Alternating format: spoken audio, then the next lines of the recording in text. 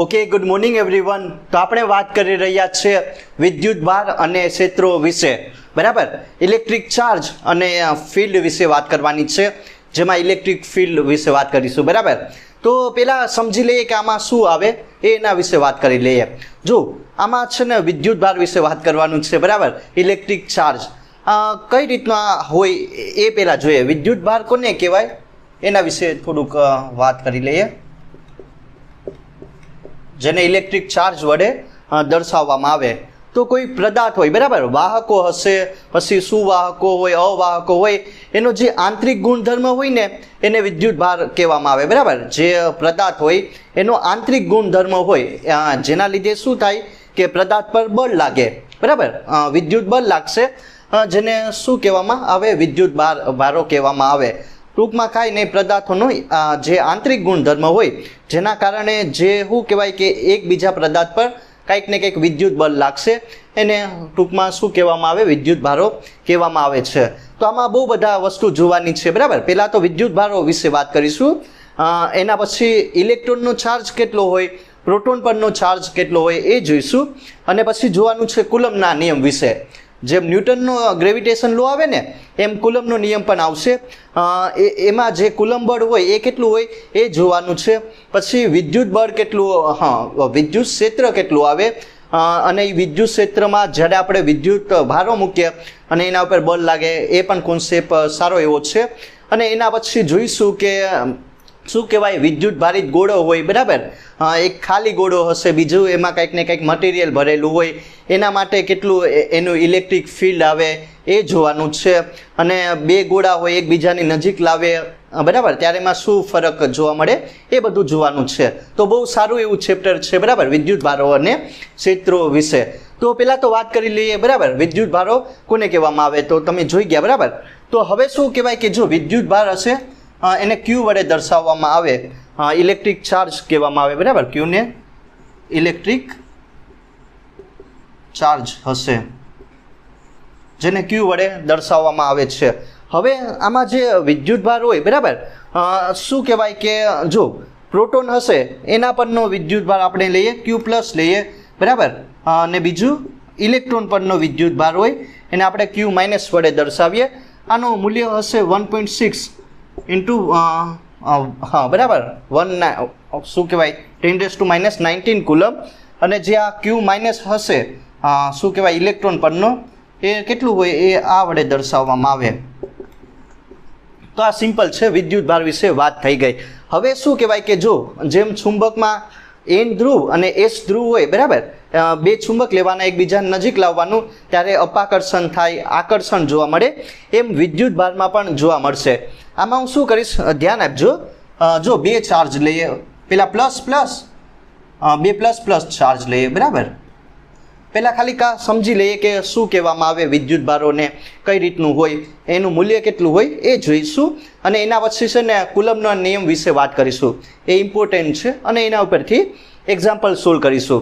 તો શું કહેવામાં આવે કે જો બે વિદ્યુત ભાર હોય પ્લસ ચાર્જ લઈ લો, જોઈશું, બરાબર. આ બહુ બધું આમાં આવશે. આની ક્ષેત્ર રેખાઓ કઈ રીતની નીકળે, ડાયપોલ કઈ રીતનું બને, એ બહુ બધું જોવાનું છે. બહુ સારું ચેપ્ટર છે, બરાબર, ઇલેક્ટ્રોસ્ટેટિકમાં આવે. તો જો બે પ્લસ ચાર્જ હશે એને એકબીજાની નજીક લાવો, બરાબર, તો શું જોવા મળશે તમને, અપાકર્ષણ, રિપલ્ઝન જોવા મળશે, બરાબર. શું કરવું કે કાંઈ નહીં, પ્લસ ચાર્જ હશે એ એકબીજાની નજીક લાવવામાં આવે તો જે આ વિદ્યુત ભાર હશે Q1 કહી દઉં અથવા એ એકબીજા પર બળ લાગશે, પણ બળ લગાડશે, બરાબર, પણ કેવું બળ લગાડશે, અપાકર્ષણ થાય. તો હવે શું થઈ જશે કે એકબીજાની નજીક આવશે લાવો ત્યારે આમાં કાંઈ નહીં જોવા મળે, અપાકર્ષણ થાય. હવે પ્લસ ચાર્જ અને માઇનસ ક્યુ ચાર્જ, એક મેં ધન વિદ્યુત ભાર લીધો અને બીજો ઋણ વિદ્યુત ભાર લીધો. હવે એને શું કરવાનું છે, એકબીજાની નજીક લાવવામાં આવે ત્યારે એની વચ્ચે શું જોવા મળશે, ઓબ્વિયસલી આકર્ષણ જોવા મળે.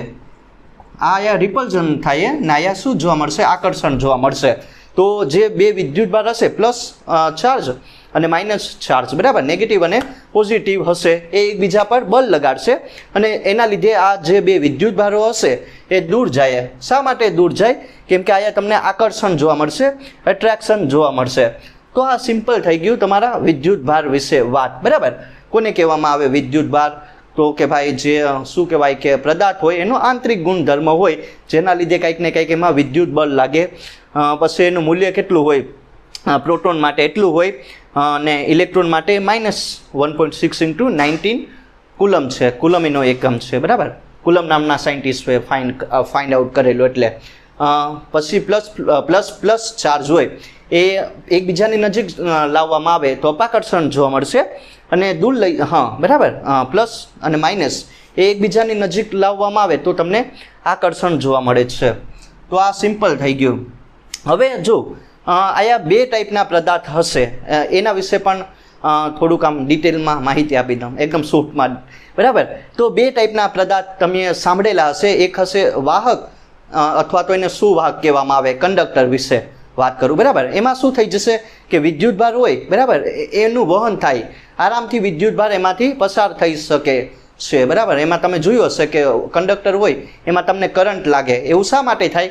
કેમ કે એમાં જે વિદ્યુતભાર હોય જેમાં ઇલેક્ટ્રોન રહેલા હોય, બરાબર, એ આરામથી મૂવ ઓન થઈ શકે. એના લીધે એમાં શું લાગશે? તમને કરંટ લાગશે. અને બીજું શું તમને બીજું કોના વિશે વાત કરવાની છે? તો કે ભાઈ અવાહક વિશે, ઇન્સ્યુલેટર વિશે વાત કરવાની છે. એમાં જે વિદ્યુતભારો હશે, બરાબર, એનું વહન થતું નથી, એ એકદમ સ્ટેડી રહે, એટલે એમાં તમને કરંટ નહીં લાગતો. તો એ વિશે વાત થઈ ગઈ, બરાબર, કંડક્ટર અને ઇન્સ્યુલેટર વિશે વાત. હવે એક બીજું નાનો એવો ટોપિક આવે, વિદ્યુતભારોનું ક્વાન્ટમીકરણ. આ એકદમ સારું એવું છે, ધ ક્વાન્ટાઇઝેશન ઓફ ચાર્જ. આ એકદમ શોર્ટમાં સમજી લઈએ. આ વસ્તુ તમને લોકોને સમજાઈ ગઈ કે શું આમાં થયું? સિમ્પલ છે. આ ખાલી બેઝિક વસ્તુ તમારા લોકોને યાદ રાખવાની છે. આ નાનો એવો ટોપિક છે. શું નામ છે? વિદ્યુતભારોનું ક્વાન્ટમીકરણ, ધ ક્વાન્ટાઇઝેશન ઓફ ચાર્જ. હવે જે વિદ્યુતભારનું મૂલ્ય હશે ક્યુનું, એ કેટલું હોય? NE જેટલું હોય. આ એક તમે લોકો યાદ રાખજો. આ ઇક્વેશન બહુ સારું છે, બરાબર, કે જે ક્યુ હશે, જે વિદ્યુતભાર ક્યુનું મૂલ્ય હોય એ કેટલું હોય? NE જેટલું, બરાબર. કુલ વિદ્યુતભારનું મૂલ્ય એક તો એના પૂર્ણાંક ગુણાંક અને જે ઇલેક્ટ્રોન પરનો વિદ્યુતભાર હોય E, બરાબર, એના જેટલું હોય. સમજાયું ને?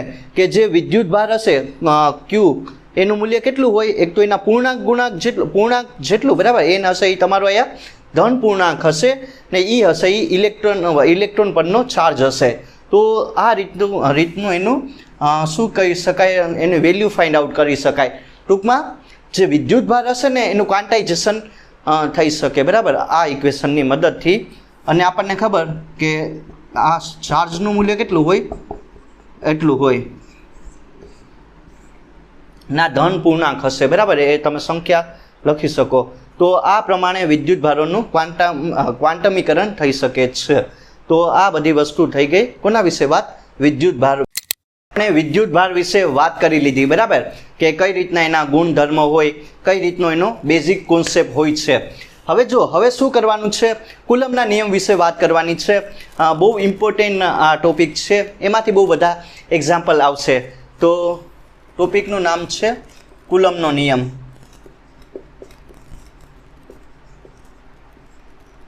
બરાબર. તો આમાં શું કરવાનું છે? જેમાં ન્યૂટનનો ગ્રેવિટેશન લો છે ને એમ જ આ કુલમનો નિયમ છે. આમાં શું કરવાનું છે? આમાં જો બે વિદ્યુતભાર લેવાના છે, બરાબર, એને શું કરવાનું છે કે બે આયા તમારે જે વિદ્યુતભાર હોય એ લેવાના, અને શું કરવાનું? એને આર અંતરે મૂકી દેવાના. હવે જે વિદ્યુતભાર હશે એમાં કંઈક ને કંઈક ઇલેક્ટ્રિક ફિલ્ડ ઉત્પન્ન થાય, એના વિશે વાત કરીશું. અને એના લીધે એ શું કરશે? એકબીજા પર બળ લાગશે. તો હવે એ બળનું મૂલ્ય કેટલું હોય? કુલમ, એને કુલમ બળ કહેવામાં આવે. એ આપણે ફાઇન્ડ આઉટ કરવાનું છે. સિમ્પલ કોન્સેપ્ટ છે પણ બહુ સારું એવું. ને આયા જે વિદ્યુતભારો લેવાના છે ને, બરાબર, બે જે ઇલેક્ટ્રિક ચાર્જ હશે ને એ તમારે બિંદુવત વિદ્યુતભાર લેવાના. જેનો મિનિંગ શું થયો કે જે વિદ્યુતભારના પરિણામ હશે, બરાબર, જેની રેડિયસને હશે ને એ અંતરની સરખામણીમાં બહુ નાના હોય, બરાબર. જે શું કહેવાય એના પરિમાણ હશે ને એ જે અહીંયા તમે બે અંતર લીધું, બરાબર, બે વિદ્યુતભાર વચ્ચેનું, એની સરખામણીમાં બહુ નાના હોય છે, જેને બિંદુવત વિદ્યુતભાર કહેવામાં આવે. તો એ એકદમ સિમ્પલ છે, સમજીએ શું છે, બરાબર. જો અહીંયા હું બે વિદ્યુતભાર લઈ લઉં Q1 અને Q2, એકદમ સારું સિમ્પલ સમજી લઈએ. Q1 અને Q2 બંનેને ક્યાં અંતરે મૂકેલા? તો કે ભાઈ R અંતરે મૂકેલા. હવે જે Q2 હશે એ પણ એ શું કરશે? તો કે ભાઈ Q1 પર બળ લગાડશે. તમે કહી શકો બરાબર, બે હશે એ એક પર બળ લગાડશે. અને એવી જ રીતે શું કરશે કે જે Q1 વિદ્યુતભાર હશે એ પણ આના પર બળ લગાડશે. તો તમે આમ પણ કરી શકો. સમજાયું કે નહીં? સિમ્પલ છે. બંને બળોની વેલ્યુ કેવી હશે? સમાન હશે. તો હવે મારે શું કરવાનું છે કે જે કુલમ બળ હોય F એની વેલ્યુ કેટલી હોય એ મારે ફાઇન્ડ આઉટ કરવાની. તો પહેલાં તો સમજીએ, જો જે બળ હશે Fનું મૂલ્ય એ કોના પર આધારિત રહેલું હોય છે એ જોઈ લઈએ. તો કે ભાઈ જે બળ હશે F એ કોના પર આધારિત હોય એ અહીંથી સમજી લઈએ. પહેલાં તો જે આ બે વિદ્યુતભાર હશે ને એના ગુણાકારના સમપ્રમાણમાં હોય અને એમની એમની વચ્ચેનો જે અંતર હશે R એના વર્ગના વ્યસ્ત પ્રમાણમાં હોય. તો આ પ્રમાણે લખી શકાય કે નહીં? આ વસ્તુ સમજાય શું કહેવા માગું? કે જે બળ હશે બરાબર, એક બળ હશે એ કોના સમપ્રમાણમાં હોય? એ કોના પર આધારિત હોય છે? તો કે બે વિદ્યુતભારોના ગુણાકારના સમપ્રમાણમાં અને શું કહી શકાય? એમની વચ્ચેના અંતરના વર્ગના વ્યસ્ત પ્રમાણમાં. આ ઇક્વેશન નંબર 1 અને 2 આપી દઉં. આવું જો કુલમ્બે સાબિત કરેલું બરાબર, કે જે શું કહી શકાય કે બળ હશે એ કોના પર આધારિત હોય? તો કે જે તમારા બે વિદ્યુતભાર લીધા Q1 અને Q2 એના ગુણાકારના સમપ્રમાણમાં હોય બરાબર, એની વેલ્યુ એટલી હોય. અને બીજું શું કહી શકાય કે એમની વચ્ચેનું જે અંતર હશે એના વર્ગના વ્યસ્ત પ્રમાણમાં હોય છે, R² બરાબર. હવે શું કરવાનું છે? એક સાથે લખી નાખો તો આમ થાય Q1 Q2 R². આમ લખી શકાય કે નહીં? જો એકદમ સિમ્પલ છે. થિયરી તો તમે તમારી રીતના બનાવી શકો, આ બધું લખી શકો બરાબર, પણ મેન આમ ઇક્વેશન તમને ખબર હોવી જોઈએ કઈ રીતના બને. તો બંને ઇક્વેશનને એક સાથે લખ્યા F proportional to Q1 Q2 R². હવે શું કરવાનું છે? આ પ્રોપોર્શનાલિટી સાઇન કાઢી નાખો, એની જગ્યાએ કે લઈ લો Q1 Q2 R². આ તમારું જે કુલમ હશે એનું ઇક્વેશન બની ગયું બરાબર. આને શું કહેવામાં આવે? કુલમનો નિયમ કહેવામાં આવે, FC. ધ્યાન આપજો, કુલમ બળ કેટલું હોય? તો કે ભાઈ K Q1 Q2 R². K હશે એ તમારું શું હશે? તો કે અહીંયા કહી શકાય કે કુલંબિક અચળાંક. કુલંબિક અચળાંક હશે. કુલંબિક બરાબર, કુલંબિક કોન્સ્ટન્ટ હશે. અને જો એનું મૂલ્ય પણ હશે કેટલું હોય? તો કે K = 9 × 10⁹ newton metre coulomb inverse square. આ સમજાયું ને? ને એપ્સિલોન હશે, ε0 એ તમારી શૂન્ય અવકાશની, જો આ સમજીશું, પરમિટિવિટી હશે. પરમિટિવિટી પહેલાં આ વસ્તુ તમને સમજાય ને કે કઈ રીતનું ઇક્વેશન બન્યું? FC = K Q1 Q2 R². અને આને આ પ્રમાણે પણ લખી શકાય.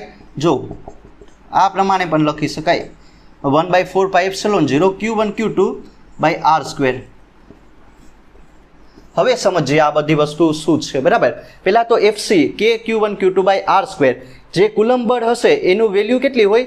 તો કે બે વિદ્યુતભારોના ગુણાકારના સમપ્રમાણમાં અને તેમની વચ્ચેના અંતરના વર્ગના વ્યસ્ત પ્રમાણમાં હોય છે. આ વસ્તુ એક સમજવાની હતી. અને મેં પ્રોપોર્શનાલિટી સાઇન કાઢી અને એની જગ્યાએ શું લઈ લીધું? તો કે ભાઈ કુલંબિક અચળાંક એની વેલ્યુ કેટલી હોય? K = 1/4πε0 બરાબર. અને Kની વેલ્યુ કેટલી હોય?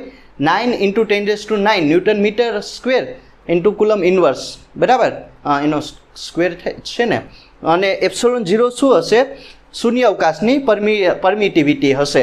અને મેં બીજું શું કર્યું કે Kની વેલ્યુ Kની જગ્યાએ વેલ્યુ મૂકી દીધી 1/4πε0 Q1 Q2 R² જેટલી.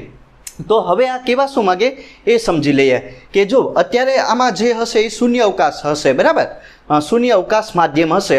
અને શૂન્ય અવકાશ માધ્યમમાં મેં બે ચાર્જ લીધેલા, ઇલેક્ટ્રિક ચાર્જ R અંતરે મૂકેલા. અને એમની વચ્ચે જે કુલંબિક બળ હોય એ કેટલું હોય? F = 1/4πε0 Q1 Q2 R² જેટલું હોય છે. તો આ પ્રમાણે તમે એને ફાઇન્ડ આઉટ કરી શકો અને કે હશે તમારું કુલંબિક અચળાંક થઈ ગયો. હવે મારે શું કરવાનું છે, આ સમજાયું ને? આ કોના માટે હશે? શૂન્ય અવકાશ માધ્યમ માટે લાગતું કુલંબ બળ. પણ હવે હું માધ્યમ બદલાવી નાખું, બરાબર. હવે હવા હોય એની જગ્યાએ કંઈક બીજું માધ્યમ લઈ લઉં તો શું થઈ જશે? તો અહીંયા જે તમારું જે શૂન્ય અવકાશની પરમિટિવિટી હશે ને ના ફેરફાર આવી જાય, બરાબર. તો હવે બંને બળો જ્યારે શૂન્ય અવકાશ માધ્યમ હોય ત્યારે એટલું બળ લાગે, પણ હું કંઈક ને કંઈક માધ્યમ બદલાવું ત્યારે કંઈક ને કંઈક બળ બદલશે, બરાબર. એ માધ્યમ માટે પણ કંઈક ને કંઈક અલગ કુલંબ બળ આવશે. તો શૂન્ય અવકાશ માધ્યમ અને શું કહી શકાય કે જે તમારું કોઈક બીજું માધ્યમ લીધું એ બંને વચ્ચેનો શું રિલેશનશિપ રહેલો એ વાત કરી લઈએ, બરાબર. એ ઇક્વેશન બનાવીએ. વિશે તમને લોકોને આઈડિયા લાગી ગઈ હશે, બરાબર. હવે કંઈક ને કંઈક હું શું કરીશ, માધ્યમ બદલાવી નાખા તો એના માટે કેટલું કુલંબ બળ આવશે એ જોઈશું. અને શૂન્ય અવકાશ અને જે તમારું માધ્યમ લીધું, બરાબર, કોઈક પણ એ બંનેનો શું રિલેશનશિપ રહેલો હોય એ જોવાનું. તો કંઈ નહીં, સિમ્પલ છે, બરાબર. બે વિદ્યુત ભાર લેવાના Q1 Q2 આર અંતરે મૂકી દેવાના અને કંઈક ને કંઈક આમાં તમારે માધ્યમ ભરી દેવાનું. પહેલાં તો જો શૂન્ય અવકાશ માધ્યમ માટે, બરાબર, કેટલું વિદ્યુત બળ આવે? F0 લઈએ, 1/4πε0 એવું હોય તો લઈ લઈએ, Q1 Q2 r². આ એક ઇક્વેશનને ધ્યાનમાં રાખવાનું છે. સમજાયું કે નહીં? એકદમ સિમ્પલ છે. પહેલાં શું કીધું કે શૂન્ય અવકાશ માટે માધ્યમ માટે, બરાબર, કેટલું વિદ્યુત બળ હોય? F0 = 1/4πε0 Q1 Q2 r² જેટલું હોય. હવે કંઈક બીજા માધ્યમ માટે કંઈક માધ્યમ તમારે કંઈક એવું વસ્તુ ભરી દેવાનું, બરાબર. કંઈક મટીરિયલ ને એવું વસ્તુ તમારે અહીંયા નાખી દેવાનું અને એમાં તમારે શું બે વિદ્યુત ભાર મૂકી દેવાના. તો એના માટે શું કહેવાનું છે કે કુલંબ બળ કેટલું લઈએ? એવું હોય તો F જેટલું લઈ લઈએ, 1/4πε આવશે ને. હવે જો ε0 શૂન્ય અવકાશ માધ્યમ માટે હતું, આ એપ્સિલોન હશે એ તમારી કંઈક ને કંઈક કોઈક માધ્યમ માટેની પરમિટિવિટી હશે, બાકી બધું સેમ હશે, Q1 Q2 r². Equation number 2 આપી દઉં. આ શું હશે? તમારી માધ્યમની પરમિટિવિટી હશે. તો હવે મારે શું કરવાનું છે? આ બંને ઇક્વેશનને એક સાથે ભેગા કરી દેવાના છે અને એના માટે બંને બળોનો શું રિલેશનશિપ રહેલો એ જોવાનું. તો અહીંયા છે ને એક ઇક્વેશન આવશે K = ε/ε0. આ ઇક્વેશન તમને કેમાં આવશે? જે શું કહેવાય કે બીજું ચેપ્ટર છે એમાં કદાચ આવશે. તો ડાયરેક્ટ અત્યારે આ ઇક્વેશનને ધ્યાનમાં રાખો. K = ε/ε0. K હશે એ શું તમને બતાવે? ડાઇલેક્ટ્રિક અચળાંક.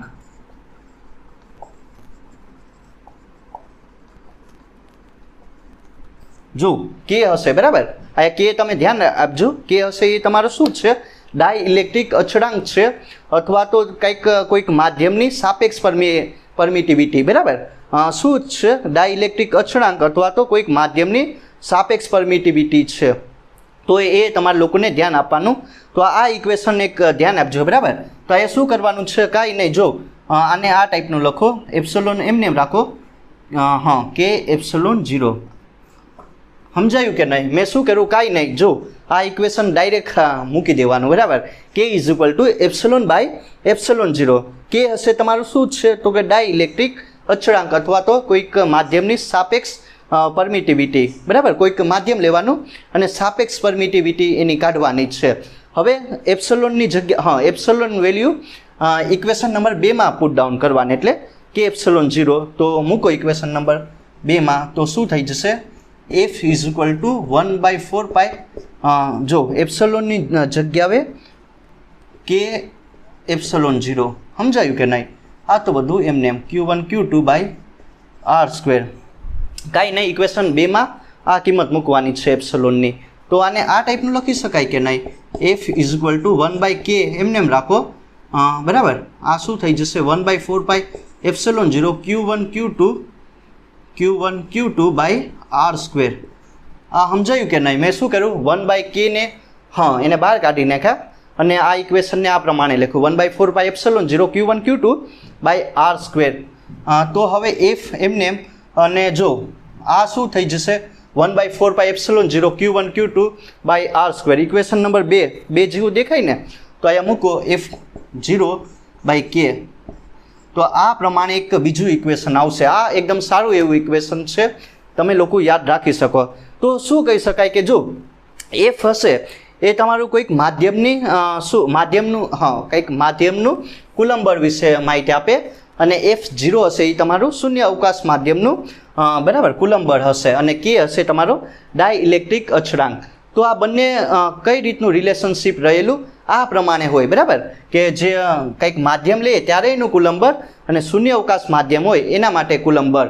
તો તમારે Fની વેલ્યુ ગોતવી હોય ને, આયા કંઈક ને કંઈક માધ્યમને લઈ લો, બરાબર, એના માટે Fની વેલ્યુ તમારે ગોતવી હોય તો પહેલાં તો F0 શૂન્ય અવકાશ માધ્યમ માટે તમારે પહેલાં બળ ગોતી લેવાનું, અને જે ડાયઇલેક્ટ્રિક અચળાંક હશે Kની વેલ્યુ એના વડે ભાંગી નાખવાનું, એટલે તમને Fની વેલ્યુ મળી જાય. તો આ પ્રમાણે સિમ્પલ છે, પણ બહુ સારું એવું, બરાબર. તો આ પ્રમાણે હતો કુલમના નિયમ વિશે વાત કરી લીધી, અને કઈ રીતનું માધ્યમ બદલાય ત્યારે કુલંબ બળ બદલાય એ પણ જોઈ ગયા. અને આ વસ્તુ તમારા લોકોને યાદ રાખવાની.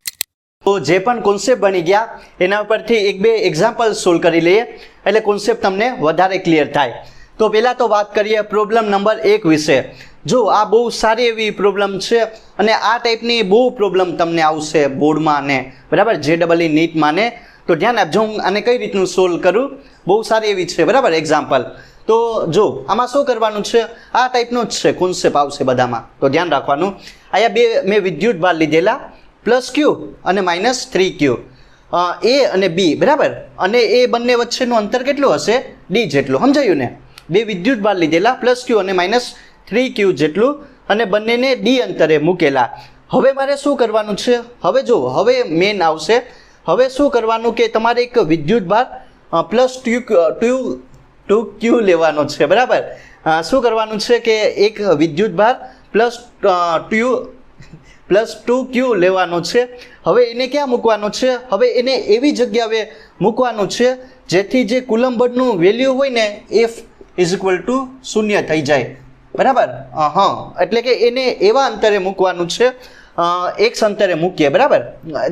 સમજવાનું છે કે +2Q જેટલો વિદ્યુત ભાર લેવાનો છે, અને એને એવી જગ્યાએ મૂકવાનો છે કે બરાબર, એવી જગ્યાએ મૂકવાનું છે ને આ કુલંબ બળની વેલ્યુ કેટલી થઈ જશે, 0 થઈ જશે, અને એ અંતર કેટલું હોય X એ મારે સિમ્પલ ગોતવાનું. આ સમજાયું કે કાંઈ નહીં, બે વિદ્યુત ભાર લીધા Q -3Q, બરાબર, અંતર કેટલું છે D જેટલું. હવે +2Q જેટલો વિદ્યુત ભાર લેવાનું છે, અને મેં X અંતરે મૂકી દીધો. જો અહીંથી +Q વિદ્યુત ભારથી X અંતરે મૂકી દીધું, અને ન્યા મેં એમ એઝ્યુમ કરી લીધું કે ન્યા કુલંબ બળની વેલ્યુ F કેટલી છે, 0 છે. તો આ X અંતર કેટલું હોય એ મારે સિમ્પલ ગોતવાનું છે. આ વસ્તુ સમજાય ને કઈ રીતનું છે.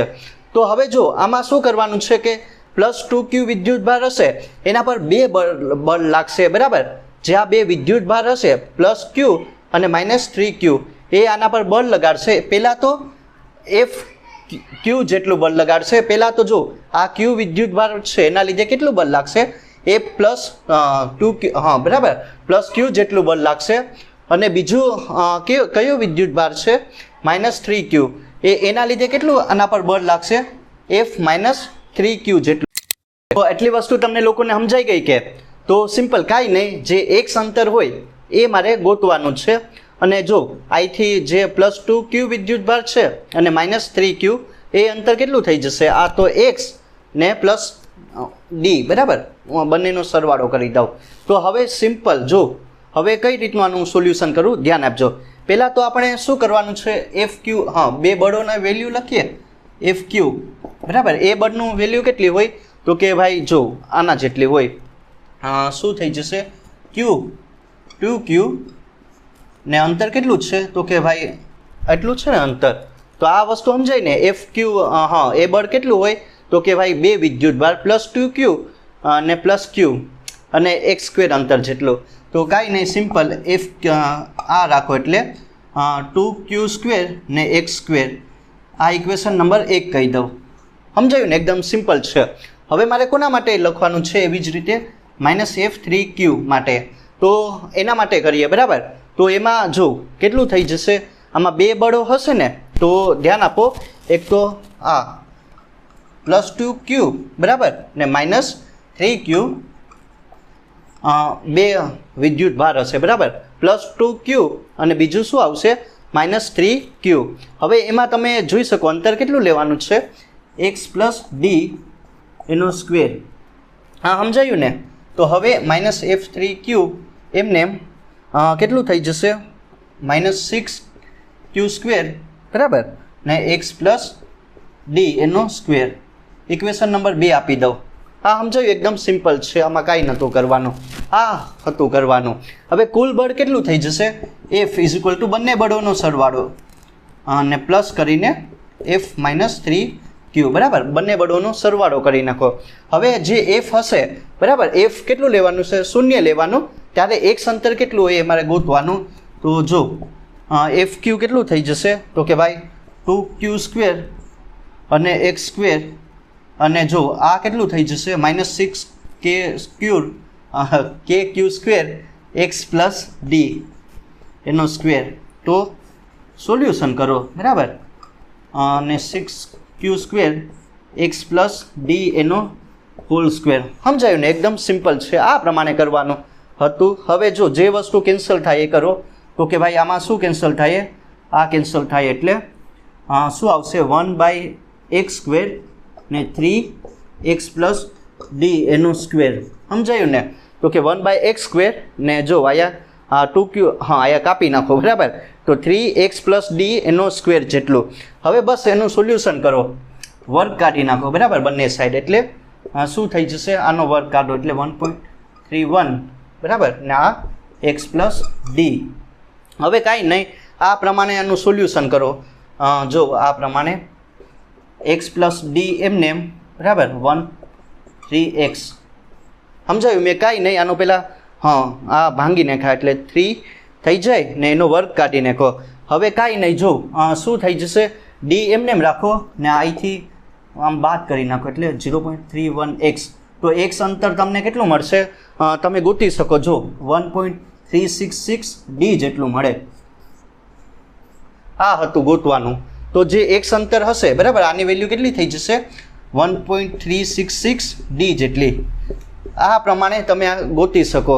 તો આ જ છે આનું સિમ્પલ સોલ્યુશન. જો સિમ્પલ, પહેલાં તમને આ ટાઈપનો કોન્સેપ્ટ આપેલો હોય, એમાં બે વિદ્યુત ભાર તો આપેલા જ હશે, +q ને -3q એ ટાઈપનું, બરાબર, કાંઈક ડાયપોલ આપેલી હશે. અને જે એક વિદ્યુત ભાર હોય, ત્રીજો વિદ્યુત ભાર, એને તમારે કંઈક એક સ્થાને મૂકવાનો, કંઈક અંતરે મૂકવાનું, જ્યાં બળની વેલ્યુ કેટલી થઈ જાય, 0 થઈ જાય. ત્યારે એ અંતર કેટલું હોય સિમ્પલ એ ગોતવાનું. તો આ પ્રમાણે વાત કરવાની છે પ્રોબ્લેમ નંબર 2 વિશે. આ પણ એકદમ સારી એવી પ્રોબ્લેમ છે. કઈ રીતનું આનું સોલ્યુશન કરું ધ્યાન આપજો. જો આ એકદમ સિમ્પલ પ્રોબ્લેમ છે, પણ સોલ્યુશન પણ સિમ્પલ, બરાબર. તો આમાં શું છે કે બે ધાતુના ગોળા હશે. એક ધાતુના ગોળા પર કેટલો વિદ્યુત ભાર રહેલો હશે, +4q જેટલો, અને બીજો જે ધાતુનો ગોળો હશે એના પર કેટલો વિદ્યુત ભાર રહેલો હશે, -2q જેટલો, અને એમની વચ્ચેનું અંતર કેટલું હશે, r જેટલું, અને ત્યારે એમની વચ્ચે બળ કેટલું લાગે, F જેટલું. સમજાયું કે એકદમ સિમ્પલ. બે ધાતુના ગોળા છે, +4q અને -2q જેટલું, અને એને r અંતરે મૂકેલા, બરાબર. હવે એની વચ્ચે બળ કેટલું લાગે, F જેટલું. પણ હવે શું કરવાનું છે, અહીંયા ધ્યાન આપવાનું, બરાબર. હવે જે બે ધાતુના ગોળા હશે ને એને વાહક તારથી જોડી દેવાના અને છૂટા પાડી દેવાના. ત્યારે એમની વચ્ચેનું અંતર કેટલું હવે થઈ જશે, તો કે ભાઈ અડધું થઈ જાય, બરાબર. r' = r/2 થઈ જશે. સમજાયું, શું કરવું, કાંઈ નહીં, બંનેને ભેગા કરી દેવાના અને છૂટા પાડી દેવાના. ત્યારે અંતર કેટલું થઈ જશે, અડધું અંતર થઈ જાય. તો હવે વિદ્યુત ભારનું મૂલ્ય કેટલું થઈ જશે બંને પર એ પહેલાં જોઈ લઈએ, બરાબર. કેટલું થઈ જાય, તો કે કાંઈ નહીં, 4q - 2q, તો કેટલું થઈ જાય, ધ્યાન આપો, 2q/2 q જેટલું થઈ જાય ને. આ વસ્તુ સમજાયું, આ એકદમ સિમ્પલ છે. ટૂંકમાં અડધું આ બંનેનું ભેગું કરી દો અને એનું અડધું કરી નાખો, બરાબર. એકબીજાની નજીક લાવવામાં આવે અને છૂટા પાડી દેવામાં આવે. તો હવે બંને પર કેટલો વિદ્યુત ભાર હશે, +q જેટલો ચાર્જ, અને અંતર કેટલું હશે, r/2, તો એફ કેટલું હોય એ મારે ગોતવાનું છે. સમજાયું? એકદમ સિમ્પલ છે. નજીક લાવવાના અને છૂટા પાડી દેવાના. તો અત્યારે બળની વેલ્યુ કેટલી હોય એફ ડેશ એ સિમ્પલ મારે ગોતવાની જ છે. તો પહેલાં તો કાંઈ નહીં, જો અહીંયા બળ કેટલું હોય ગોતી લો. 4q - 2q અને અંતર કેટલું થઈ જશે r². સમજાયું ને? તો કાંઈ નહીં, જો એફ એમને એમ આ 4 × 2 = 8 q²/r². ઇક્વેશન નંબર 1 આપી દઉં. 4 ને -8q² ને r². તો આ વસ્તુ એક સમજવાની હતી. હવે એફ ડેશ બળ માટે લખો. એફ ડેશ આયા વિદ્યુત ભાર કેટલો થઈ જશે q ને અંતર કેટલું થઈ જાય તો કે r/2 એનો સ્ક્વેર જેટલું થઈ જાય કે નહીં? સમજાયું? એકદમ સિમ્પલ છે. તો એફ ડેશ એમને એમ રાખો. તો જો 4q² r². આ ઇક્વેશન નંબર 2 આપી દઉં. ઇક્વેશન 1 અને ઇક્વેશન 2. હવે મારે સિમ્પલ શું ગોતવાનું છે આમાં? તમારે એફ ડેશની વેલ્યુ ગોતવાની. તો ઇક્વેશન 2/1 કરો. બરાબર? આ તો સિમ્પલ તમને સમજાઈ ગયું હશે. ઇક્વેશન 2/1 એટલે 4q² r² ને ઇક્વેશન 1 આમ થઈ જાય ને, છેદનું છેદ અંશમાં ઉલટાઈ જશે. તો r² અને -8 થઈ જાય. બરાબર? હવે શું થઈ જશે એફ ડેશ/એફ. જો બધું કેન્સલ થઈ જશે. r² ના q². બસ હવે સિમ્પલ આને તમારે ઉકેલવાનું છે. તો એફ ડેશ એમને એમ નાયા શું થઈ જશે f/2. આનું તમારે મૂલ્ય લઈ લેવાનું છે. તો જે બળ હશે એફ ડેશની વેલ્યુ એ કેટલી થઈ જશે? સિમ્પલ અડધી થઈ જાય ને. આ વસ્તુ તમે ગોતી શકો. કાંઈ નહીં, સિમ્પલ કોન્સેપ્ટ છે કે બે વિદ્યુત ભાર આપેલા +4q - 2q આર અંતરે મૂકેલા અને પછી અંતર ઘટાડી દેવામાં આવે ત્યારે જે વિદ્યુત ભાર હશે એનું મૂલ્ય કેટલું થઈ જશે? બંને પર q જેટલું થઈ જાય અને બળની વેલ્યુ કેટલી થઈ જશે? અડધી થઈ જાય. બરાબર? f/2 જેટલી થઈ જાય. તો આ પ્રમાણે તમે આનું સોલ્યુશન કરી શકો. પ્રોબ્લેમ નંબર 3 વિશે. આ પણ એકદમ સારી એવી પ્રોબ્લેમ છે. એકદમ સિમ્પલ અને શોર્ટ. બરાબર? તો કઈ રીતનું આનું સોલ્યુશન કરવું ધ્યાન આપજો. જો આમાં તમને બે આયનો આપેલા હશે, +q અને +q. સમજાયું? પરમાણુના આયનો આપેલા છે +q અને +q જેટલા, અને એમની વચ્ચે અંતર હશે એ d જેટલું હોય અને બળ કેટલું લાગે f જેટલું હોય. તો અહીંયા તમને જે આયનોની સંખ્યા હોય n એ કેટલી હોય એ મારે સિમ્પલ ગોતવાની છે. સમજાયું? બે તમને અહીંયા શું આપેલા? આયનો આપેલા +q જેટલું અને d અંતરે મૂકેલા, ત્યારે એમની વચ્ચે બળ કેટલું લાગે? f જેટલું. તો અહીંયા આયનોની સંખ્યા કેટલી હોય n એ મારે સિમ્પલ ગોતવાની. તો આનું સિમ્પલ સોલ્યુશન કરો કે પેલા કુલમ બળ કેટલું આવશે? kq² r² જેટલું આવે કે નહીં? બરાબર? આ આપણને ખબર. હવે જો q હશે વિદ્યુત ભારનું ક્વાન્ટમીકરણ q = ne મૂકી શકાય કે નહીં? તો f એમને એમ રાખો. કે એમને એમ નાયા જગ્યાએ શું મૂકી શકાય? n² e² ને આયા r². સમજાયું? એકદમ સિમ્પલ છે કે કે એમને એમ r² પણ એમને એમ ને q ની જગ્યાએ n². આ ઇક્વેશન વિશે તમને માહિતી મળી ને કઈ રીતનું આવ્યું. હવે મારે શું ગોતવાનું છે? આયનોની સંખ્યા n કેટલી હોય એ ગોતવાની. તો હું શું કરીશ? તો કાંઈ નહીં, f r² એમને એમ ને છેદમાં શું આવી જાય તો કે ભાઈ k e² ને n² એમને એમ. સમજાયું? એકદમ સિમ્પલ છે. તો n² શું થઈ જશે? f r² ને છેદમાં k e². તો n ની જગ્યાએ √f બધાને રૂટની અંદર લઈ લો એટલે k e². તો આયનોની સંખ્યા કેટલું મળે? √f r² / k e² જેટલી મળે. તો આ છે સિમ્પલ સોલ્યુશન. હવે તમે જો આમાં જે બળની વેલ્યુ આપેલી હોય એફની વેલ્યુ મૂકી શકો, અંતર આપેલું હોય બરાબર, ડી લઈ શકો, કે હશે કુલમ્બિક કોન્સ્ટન્ટ એની વેલ્યુ, અને જે ઇલેક્ટ્રોન પરનો જે વિદ્યુત ભાર હશે 1.6 × 10⁻19 કુલમ એની વેલ્યુ મૂકો ને તો તમને અહીંયા આયનોની સંખ્યા મળી જાય. તો આ પ્રમાણે તમે આનું સિમ્પલ સોલ્યુશન કરી શકો.